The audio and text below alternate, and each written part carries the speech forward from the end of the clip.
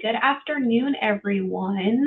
So we are going to dive into acne and acne scarring, and this is a pretty broad, big topic. But my goal in this is to just give some education and things that I go through with patients when I see them for acne and acne scarring, just to give you a little bit of an idea of things that you could be doing at home, a little bit of thought process about why we pick certain things when we're doing your treatments for you. So let's first start. I've done a few webinars at this point now. We did an amazing one on hair loss. It's on our YouTube channel if you want to visit that. We did one on veins.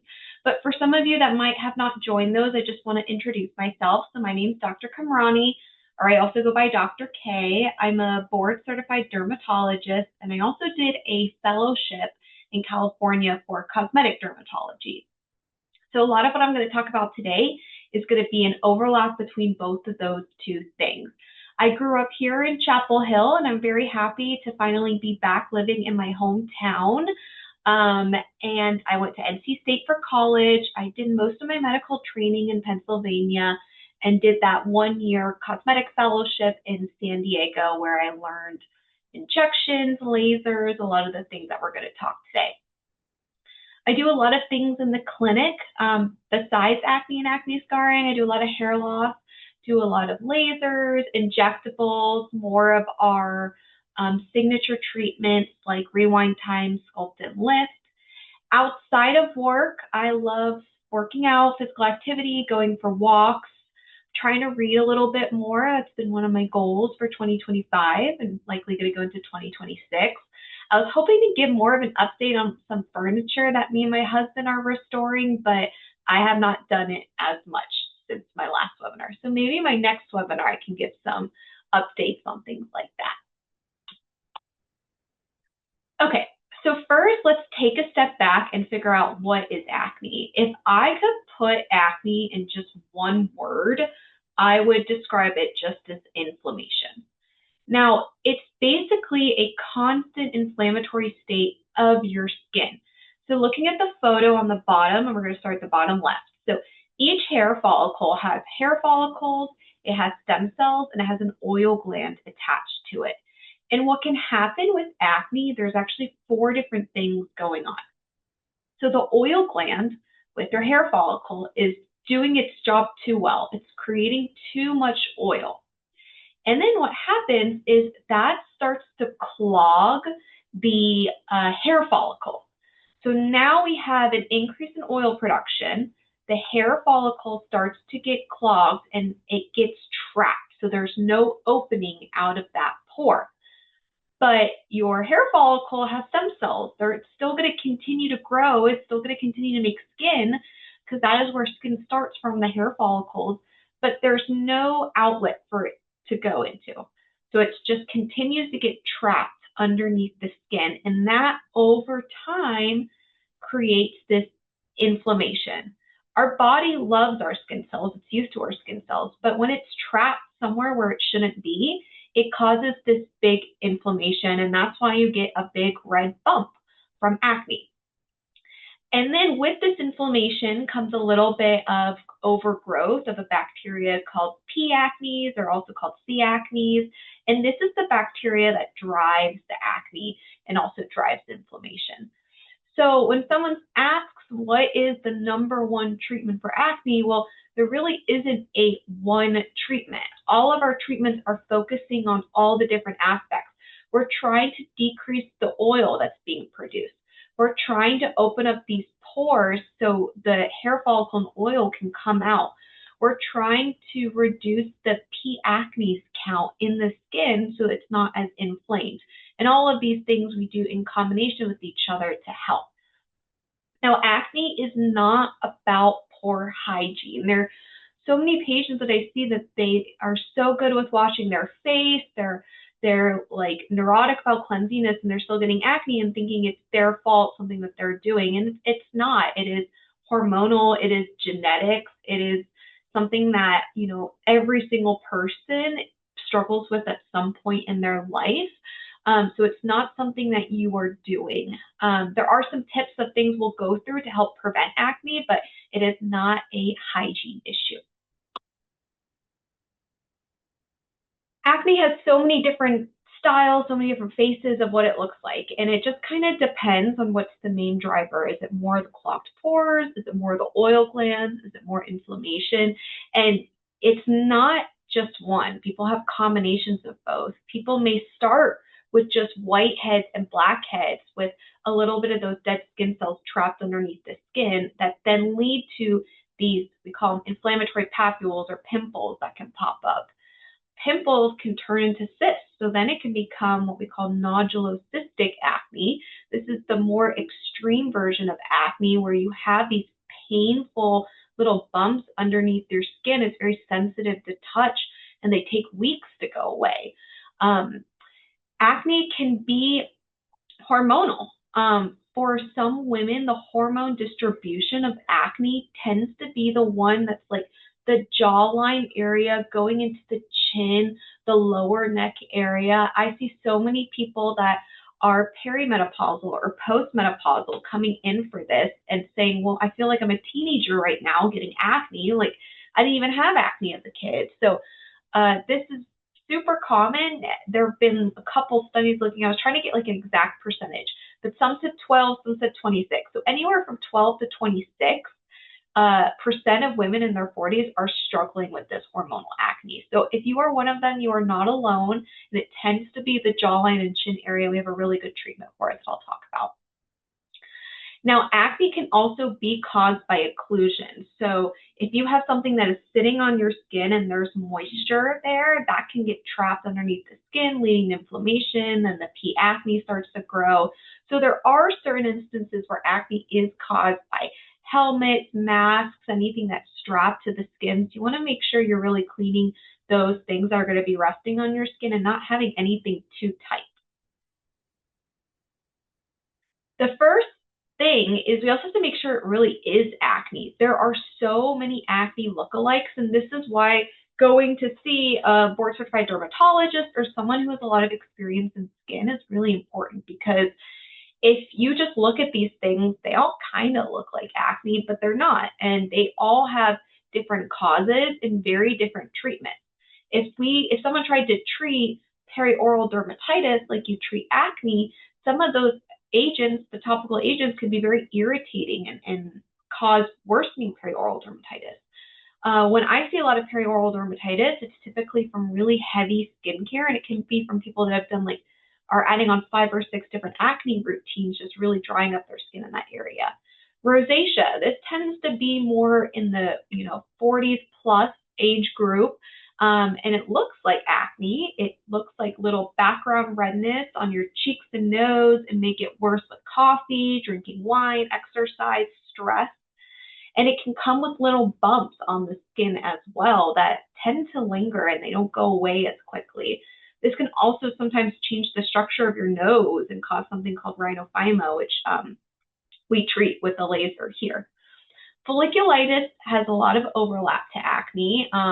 Some of the treatments overlap a lot, but some of it doesn't. So making sure that it is folliculitis versus acne.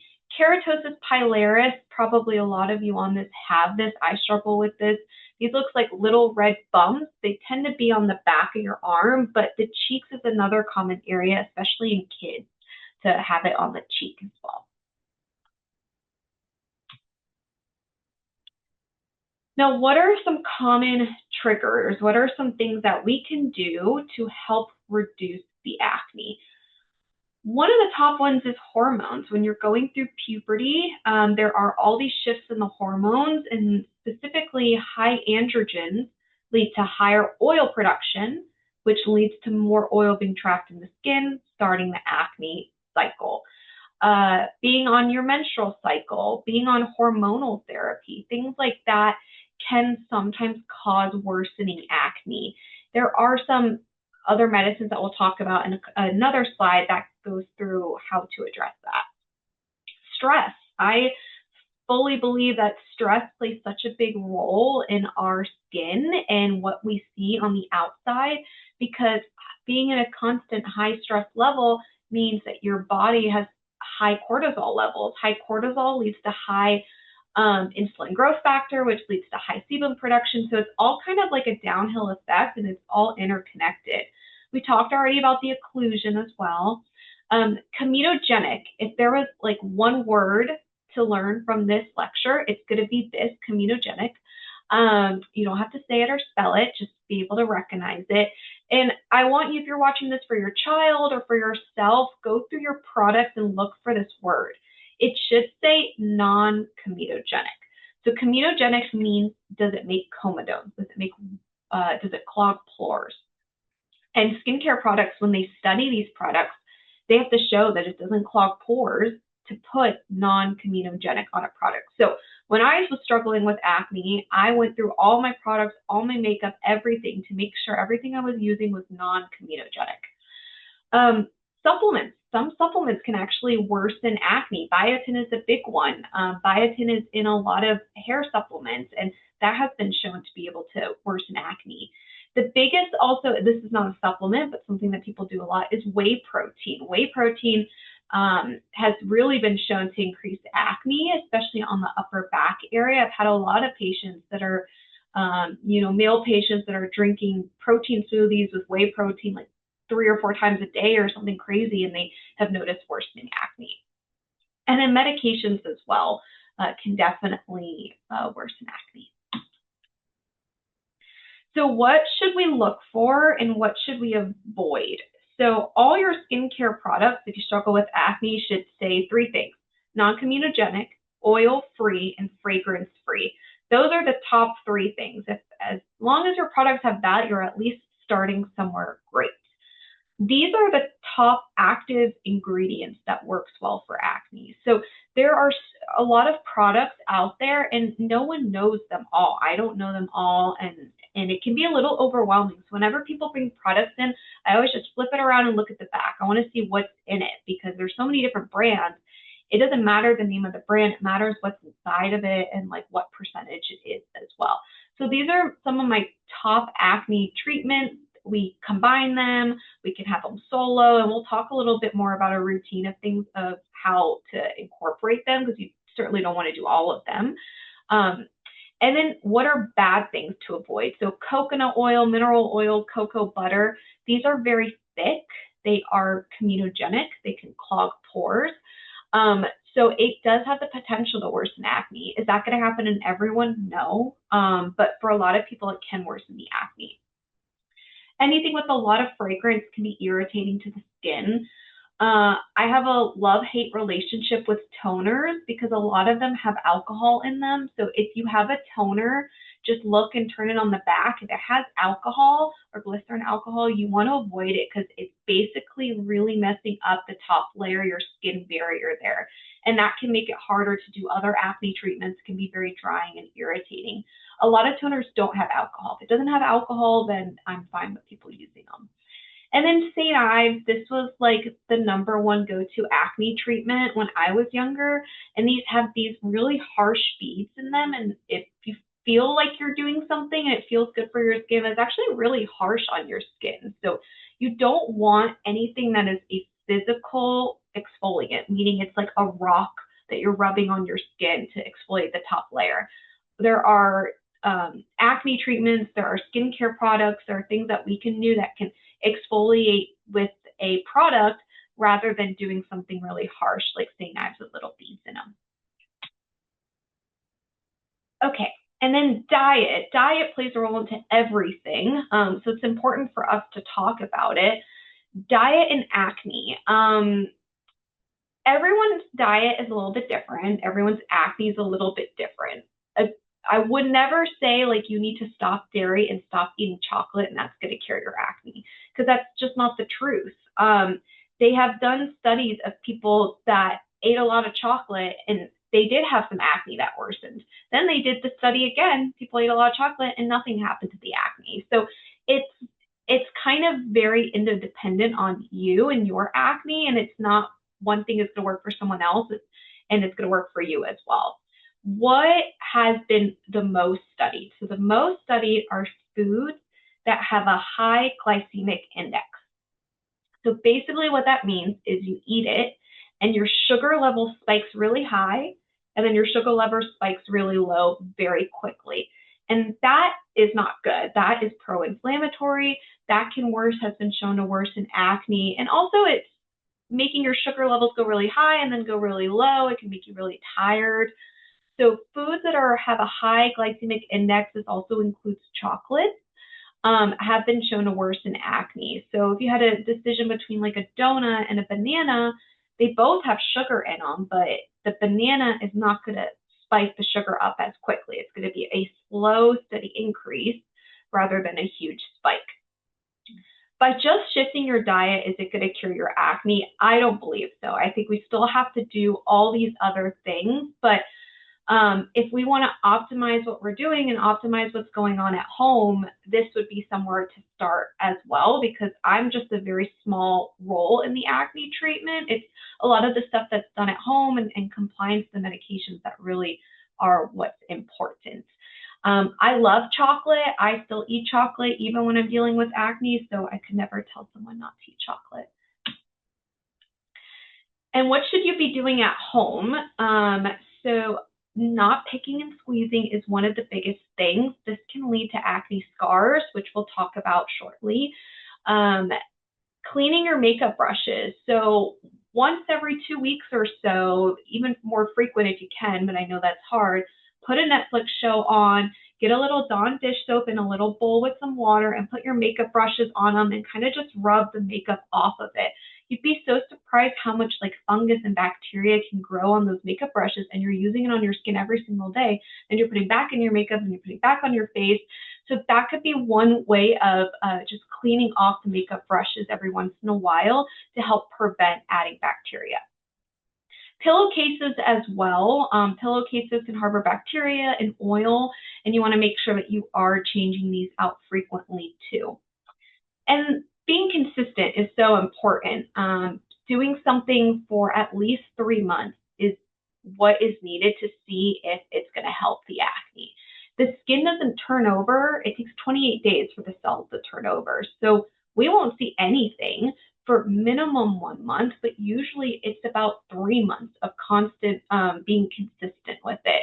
And I wish there was a faster way for this, but there really isn't, unfortunately. To avoid picking and squeezing, I always recommend these little pimple patches. They have hydrocolloid, which is what we use in wound care for patients that have these chronic wounds and things. We use a hydrocolloid bandage to help skin recover. So it's a genius idea that they made it into little pimple patches. It can help cover them up. You can put makeup on top of them. It prevents people from picking and squeezing them. It also helps they recover quicker and helps with the redness and things. So I'm a huge fan of these. Hypochlorous acid spray. This is antimicrobial, antifungal, antibacterial. They have shown that it does reduce the P. acnes bacteria, and it doesn't burn or dry your skin out. So I love this. I have one in my car that I'll use like after hot yoga or something that you're sweating and you just want something like quick to just clean the skin off with. This could be great for kids with sports, or if they're wearing like a lot of helmets and straps, as soon as they take it off, they just like spray the area just to help prevent any worsening bacteria in that spot. So you're doing all the things and it's still not getting better. That's when we talk about prescriptions of things that we can do. And there are so many different options. And it's really based on a conversation that we have together, what type of acne you have, what you've tried, what you haven't tried. It can range anywhere from topicals, from face washes, and combination creams, what we get from a specialty pharmacy, and then pills. So retinoids are the workhorse of acne. They basically help exfoliate the top layer of skin. So when the hair follicle is getting clogged at the pores, the retinoids help exfoliate that, so then your oils have somewhere to go and they don't cause that inflammatory cycle. So no matter what type of acne someone has, I like them to be on some form of a retinoid, because even if you think it's not helping as much, it is helping a little bit, and it will help our other treatments work better. Benzoyl peroxide, this comes in a wash and a leave-in product. The leave-on product is really irritating. I've tried this twice now. and both times I did not like leaving it on my skin. So I can't recommend it if I'm not going to do it myself. So I like the wash a lot better. The wash you put on, leave it on for a minute or two, then you wash it off, and it doesn't cause as much drying as the leave-on products. Clindamycin is a topical antibiotic that I'll combine with benzoyl peroxide. Azelaic acid is really the only thing you can do if you're pregnant. Pregnancy can cause worsening acne, and we're really limited on what we can do. Azelaic acid is one of them. It can also help with hyperpigmentation that comes with acne, which we'll talk about. Antibiotics. Doxycycline is something that I will prescribe for acne. I like people to do it with a probiotic because we are trying to not disrupt your gut microbiome and your gut flora as well. Doxycycline is our #1 antibiotic that we use for acne, and that is solely because it is anti-inflammatory as well. So for some people, we do really low baby doses of doxycycline where it's not even acting like an antibiotic, it's calming down inflammation and things. So that could be an option based on our conversations and things that we can do. Spironolactone is another medication that's used a lot for the hormonal side of acne. It comes in a topical form as well, which the pill form has been studied a lot more, but topical may be an option for some people. And then the next one is something that a lot of you guys might have heard of, isotretinoin or Accutane. This is usually for that nodulocystic acne that people have, and it is our best, really honestly, right now where we are right now, it's our best treatment for that severe type of acne. So it might be something that a lot of, your kids or loved ones that you see this, they've done all these things, nothing's working, and they're feeling a little hopeless. It might be worth having a conversation and discussing it. This medicine's a little bit involved. There are frequent appointments, there's some blood work. We always look at the risks versus benefits, and that's a discussion that we all have together, and we decide, is it a good fit for you? I did Accutane in college myself. I had some hesitation when I was in high school, and then finally in college I did it, and it really changed my life. So I am a good proponent of it. It just has to be the right patient and just a conversation that we all have together. Okay, so what do we do in the office? These are a bunch of different things that we can offer. So our estheticians teams are amazing. They do a ton of different things for your acne, and they will combine it all together in one appointment. So they can do extractions for you. So if you have a lot of whiteheads, blackheads, we can extract those out, and we can put a chemical peel on top. Chemical peel helps with hyperpigmentation, help exfoliate the top layer of skin. They have some chemical peels that are very mild, where you're just pink, some that you might peel just a tiny bit. It all just depends on your type of acne and the downtime that you have. And our team downstairs is really good for doing those. What can I do for you, or any of our other team members do for you elsewhere? So sometimes if you have a really big, painful lesion, we'll talk about a little small steroid injection. I only do this for people that it's like a special occasion or something coming up where we really need to heal this up. It's not an option for treating every single acne lesion. So it should not be overdone, but if you have like a wedding or something and there's like one big one, or it's painful, it's not getting better, it can be something that we talk about and we do. And then I'm a laser girl, so we have to talk about lasers. V-beam works really well for helping calming down redness and inflammation. You can do acne scars with the V-beam. You can do just post-inflammatory erythema, meaning it was an acne spot and now it's just a flat red dot.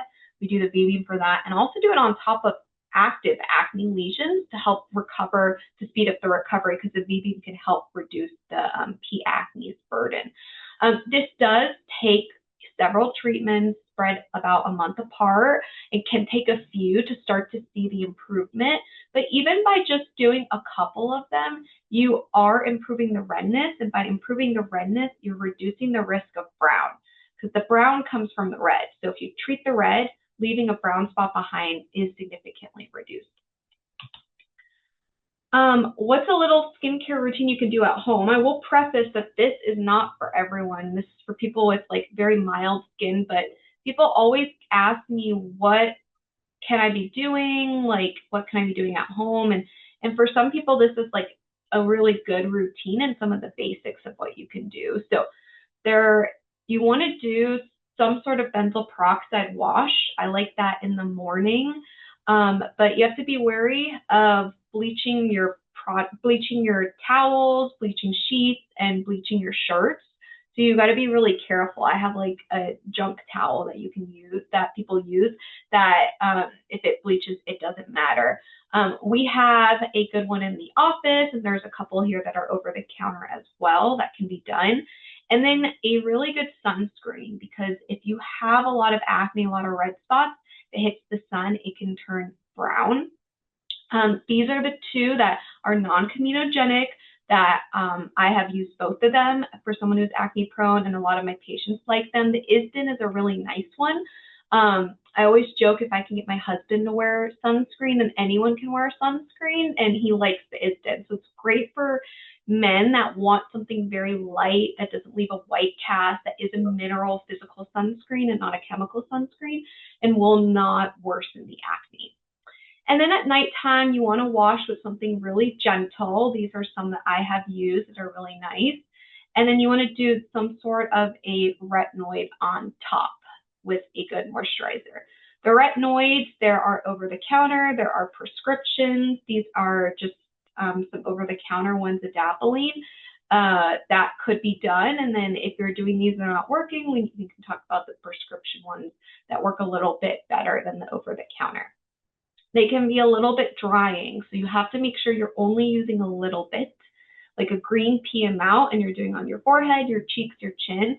It's not a spot treatment. Like I have an acne bump, I'm going to put a whole bunch on one pimple. It's an overall preventative treatment. So it's something that has to be done every night once you build up to it. Usually you start every 3 nights, then you could do every other day, and then slowly build up to every night, and then taking little breaks if your skin feels really dry. Cicaphate cream, this one is really nice. It's really thick, which is great when you're doing some acne products that might dry out the skin, but also will not worsen acne, so it doesn't clog pores. This is the one that I use a lot in the winter, and one that can be used even after we do an aggressive laser. People will sometimes use this one, so it's really safe for the skin. All right, so now let's dive into acne scarring. So why do you get a scar? So basically the acne, we said it's just inflammation. So much inflammation in the skin that the collagen kind of gets a little distorted, and it can leave behind a scar. What can worsen inflammation? Well, not treating the acne. By controlling inflammation and treating the acne, we reduce the chance of scarring, but also manipulation. So popping pimples, squeezing pimples, that can increase risk of scarring. There have been many instances where people will pop a pimple, instead of it popping out of the skin, it pops in the skin and can cause a huge inflammatory reaction where we have to do injections and oral antibiotics. So as hard as it is to not pop the pimples, just try to keep your hands off of it. Come see us for extractions where we can do it in a methodical way to make sure that they heal up very quickly for you, and use those pimple patches. So no popping. When I'm looking at scarring, there's a lot of questions going through my head, and that really dictates how we do the treatment. So we're looking at the color of it. We're looking, is it a raised acne scar or a flat acne scar or indented? We have to always look, is there active acne? If there's a lot of acne, I start with that first. It's really, that's the best care to do. If there's a little bit of acne, we can treat both. That's fine, and I'll do a lot of V-beam for that. But if you have like 10-20% of your normal acne, treating the scarring is fine. But if you still have a lot of active acne, it's important to treat that first. Let's control that, and then we can talk about treating the scarring. The degree of scarring, in my head, I break it up between mild, moderate, and severe. And then are the scars tethered down? So I'll be like feeling the skin, moving the skin to see. Sometimes there can be like a tether down there. And then your skin type. The type of skin you have can sometimes dictate what treatments we do to make sure we're providing the most effective and safe treatment. These are some types of acne scars that are put in the dermatology literature that people's always talking about at conferences. So you might have a combination of these scars. So ice pick scars look like someone grabbed an ice pick and just kind of drove it into the skin. These are pretty thick, pretty deep and thin. And these are the hardest to treat. We have things that we do, but they are the hardest ones to treat. Boxcar scars are basically like leaving just a box in the skin. They have really well-defined edges that go straight down. So these are the most common ones that we treat. And then rolling scars sound exactly like we thought, like someone kind of feel like someone like scooped a piece of ice cream or something from the skin. These are the ones that tend to have a little tether down there that we'll do another type of treatment for. So I'm looking at what type of scar it is, and then I'm looking at what's the color, because the color dictates what I do. If it's really red, then I'll do the V-beam laser. The V-beam laser is a wonderful laser that me, Dr. Ishii, Corinne Garrett, and Dr. Cox all do. It basically helps it has one job, and that is to treat redness, and it does a very good job of that. It does take multiple treatments to start to see the full results of it. But it calms down the inflammation and calms down the bacteria burden on the skin, as well as helps improve the appearance of the scars. You'd be so surprised by just treating the color of a scar, you really can significantly improve the scar. So even by like this patient here on the left, if we just treated the redness, by just treating the redness, you are going to notice significant improvement, even though I'm not even addressing the texture and things of the scar. Nice thing is there's not really much downtime. It looks more red for maybe a couple days, some swelling that can happen. You have to be very diligent about sunscreen well before and well after each treatment. But that is the easiest type of color to treat. And then you can have hyperpigmentation. So if you feel like you get an acne bump and then it turns brown, that's very common. We call it post-inflammatory hyperpigmentation. This also can be addressed by chemical peels, by lasers, and a really good topical regimen and sunscreen. So it would be something that we could talk about together if this is something that you're struggling with, to make sure we're picking something that is good for the acne and good for hyperpigmentation. And then white scars, our goal is to treat them earlier so they don't turn white. White usually are older scars. And these are the hardest ones to treat. There are some tricks of what we do and some good studies that have been done with actually combining Latisse, which sounds really weird, but does have some properties to help with hyperpigment, to bring more pigment in the skin. So that could be something that, we try if the whiteness color of the scar is something that bothers you. And then the texture, so mild, moderate, severe, and it could be that you have an overlap in different areas, and we decide together what works great for you. So microneedling, radiofrequency microneedling, or clear brilliance are really nice treatments. They have very mild downtime. We have them in a series that you would do spread anywhere from 4, 6, 8 weeks apart. And their goal for all of these, really, the goal is to help stimulate collagen. Basically, by heating the dermis in the skin and are causing these little micro injuries, your body responds by making more collagen, by remodeling the scar into like more normal tissue. More moderate, we think about a Fraxel laser. A Fraxel laser is a non-ablative laser. So basically, this doesn't destroy the top layer of skin, but goes a little bit deeper, and then has, it's fractionated. So not all the skin is being treated, little pieces of the skin. And by doing that, the recovery is a lot faster. You are red for a few days. You have to be really good about sunscreen. Depending on the type of setting that's done, you may or may not peel. And radiofrequency microneedling is also great for moderate acne, and we'll sometimes combine that with actually a topical collagen stimulator called Sculptra, which has been shown to really help with indented scars. And then CO2 laser. We have 2 different types of CO2 lasers here. This is also an option for more severe acne scars. And this will give you a really good boost in treating the acne scars. But there is some downtime associated with this. The more aggressive you are, the more downtime there is, but the better the results are. So it's like you have kind of to compromise a little bit to see. And we'll tag team this with different options. Subcision, which is where we kind of break off that tethering that's pulling the scar down.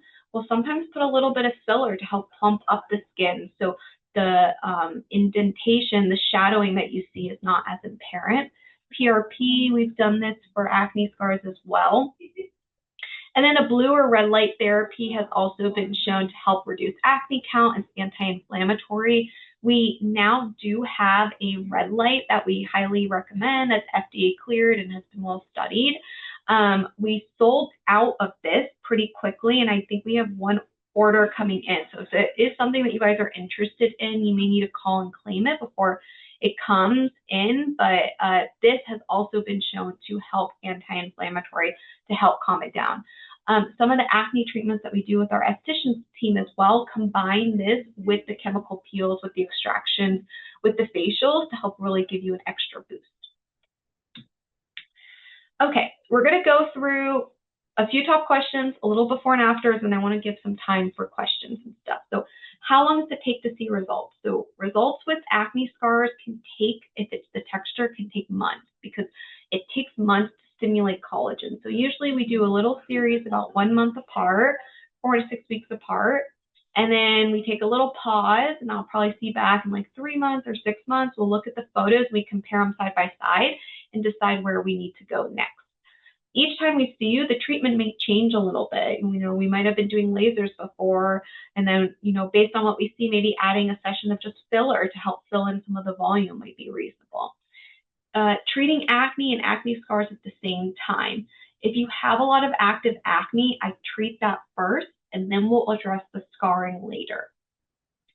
Some of these laser treatments may run the risk, actually, it's rare, but could flare the acne. So for that, I like to do a little anti-inflammatory doxycycline to help minimize the risk of causing an acne flare with any of these laser treatments. And then, are these safe in darker skin types? And the answer is yes. We have a bunch of different options, and the option that we recommend and select for you is considering your skin type and considering the type of scars that you have. So it's not a one size fits all. It really just depends on, you know, your goals, your skin, and things like that to dictate what we do. Okay, so here's a couple photos. So this is one of Dr. Cox's patients and treatments that she done. So this patient, just alone with some filler, you can see the shadowing and the indentation of her acne scars are significantly improved. This is a patient that Corinne treated with just the V-beam laser. So this is the one that helps redness. This is an amazing result of even just after 2 treatments, not doing anything else.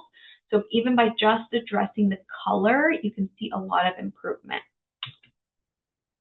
This is a patient of Dr. Ishii's. So this patient had the radiofrequency microneedling combination series. And basically what this does is it's like microneedling, but the little ends of the needle have a little bit of energy in them. And so it further allows for more collagen stimulation as well. This is a patient Dr. Cox treated. So this patient did combination. They did the radiofrequency microneedling and a little bit of filler. And you can see a pretty significant result in some of that acne scars, especially around the mouth area. Here's another example of one of Dr. Cox's patients in which we use the Fraxel laser to help stimulate collagen to then help with the acne scars. Here are combinations. So one of my favorite combinations for acne scars is the V-beam with the Fraxel. You can do them both on the same day. Basically, you do the V-beam first, target red, then we do some numbing cream, and then we do the Fraxel to target the texture and collagen. And then this is an amazing result of just doing radiofrequency microneedling for the acne scars. And you can just see by treating the scars, her skin just glows, and she looks incredible before, but she looks even more incredible after. So it's really important, you know, I'm biased because I'm a dermatologist, but to treat the skin because it's the first thing that people see, and it has a really good like by treating the skin alone, it's been shown to help so much with quality of life and with like your confidence. So basically take home, we treat acne in all ages, so it doesn't matter where you are in this journey, we have options to help you. Treating the acne early is going to prevent acne scars. Having an individual plan is very important, and the plans change as we further do more treatments and we go through the journey together. And then there are so many different types of options of things that we can do for you.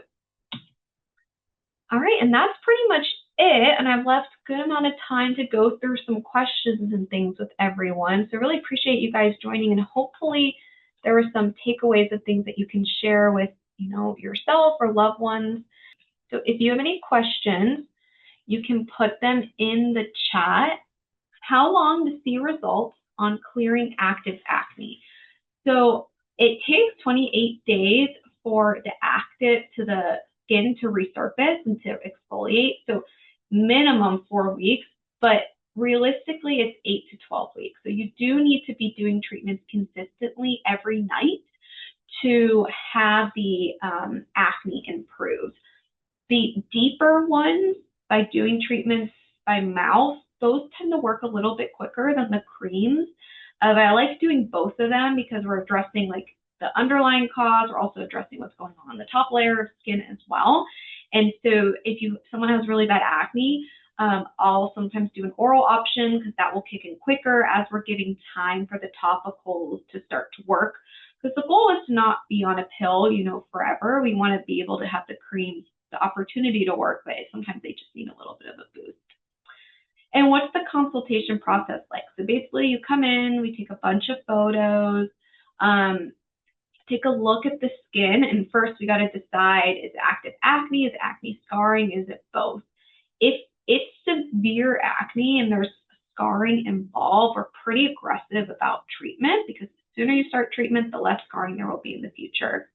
And then we discuss all the options, basically kind of going through what we can do, and then we can decide together what is a good option and something that you would do at home, because it's so easy for me to say, let's do all these creams and all these things, but if you don't think you could do it at home, then we have to figure out together what's a reasonable expectation, what's a reasonable treatment that can be done. Sometimes during that consultation, I will do some V-beam because that can help with the active acne as well. It can help with any post-inflammatory erythema, which is that background redness that could be left behind.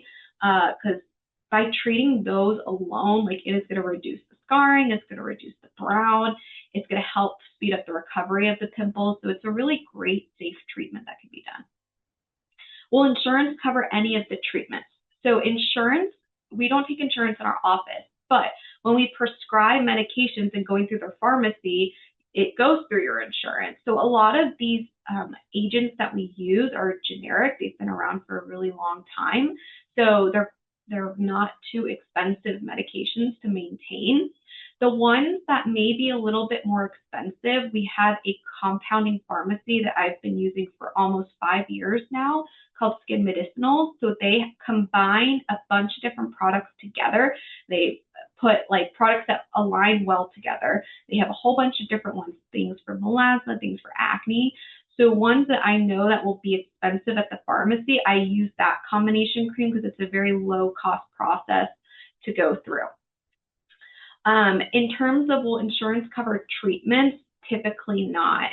Anything that is lasers, injectables, scarring, unfortunately, the insurance companies don't see it as medical treatment. I do in my head, but they don't, so they won't cover that, unfortunately.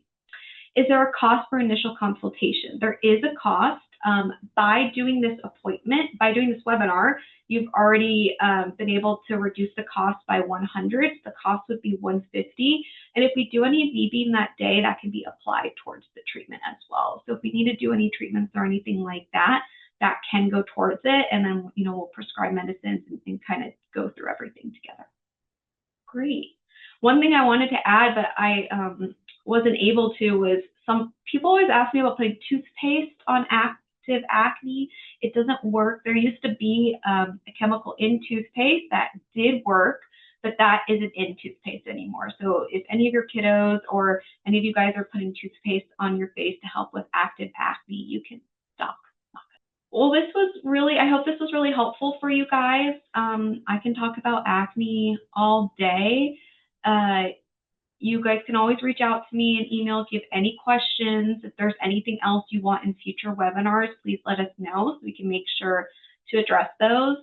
Just know you're not alone with it. Every age, every gender deals with acne at some point, whether it's adolescence or perimenopausal or menopause with hormone changes and things like that. So just know that we're here for you. We can help you along that journey.